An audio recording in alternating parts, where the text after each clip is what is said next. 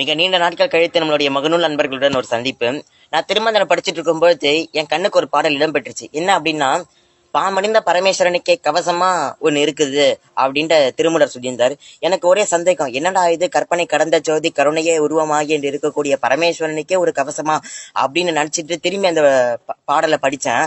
அப்போ வந்து அதுல சொல்லியிருக்காங்க, கங்காளன் பூசும் கவச திருநீற்றை மங்காமல் பூசி மகிழ்வரை யாமாகில் தங்கா வினைகளும் சாரும் சிவகதி சிங்காரமான திருவடி சேர்வரே அப்படின்னு அந்த பாடல்ல சொல்லியிருக்கும் போது, பரமேஸ்வரன், பாம்பணிந்த பரமேஸ்வரன் தன்னுடைய கவசமாக அந்த விபூதி அணிஞ்சிட்டு இருக்கிறார். அப்படிப்பட்ட விபூதியை யாரு மங்காமல், கொஞ்சம் கூட ஒளி குன்றாமல் யார் வந்து தினமும் அணிஞ்சிட்டு இருக்கிறாங்களோ அவங்களுக்கு வந்து அவங்க கிட்ட தங்கா வினைகளும் எந்தவித பாவங்களும் சேராம அந்த மாலும் அயனும் அறியாத மகாதேவனுடைய சரணார விந்தங்களை அவர்கள் பற்றுவார்கள் அப்படின்ட்டு திருமூலர் சொல்றார். ஆகையினால் திருமூலர் சொன்ன வாக்க நாமளும் பின்பற்றி மாலும் அயனும் அறியாத மகாதேவனுடைய பாதங்களை நாமும் பற்றுவோம்.